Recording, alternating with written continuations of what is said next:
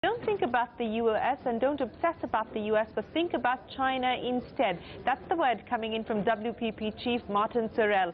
Speaking exclusively to CNBC TV 18 with some of India's brightest startups, Sir Sorrell had this to say.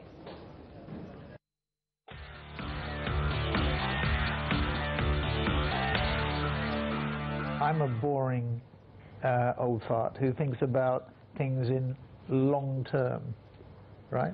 So we've been at this for 30 years, and what we're trying to do is to build, or certainly let me personalize it, what I'm interested in is building a long-term enduring brand, not in and out, right?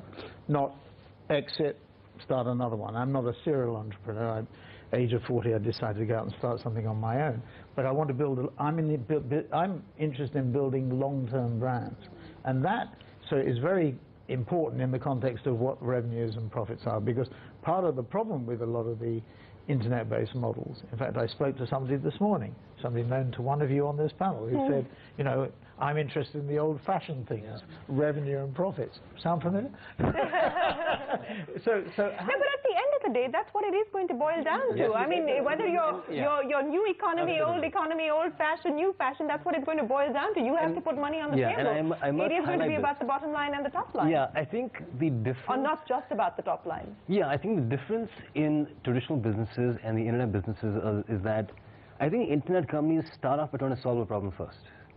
Eventually they will figure out a business model because they end up solving problems that exist today in a much better way, using new distribution online, on top of which they'll disrupt business models and create new models. And I think for that you need 3, 4, 5 years to figure out, especially in a market like India that's so early. If you look at Facebook, Instagram, they took 6, 7, 8 years to get a healthy top line.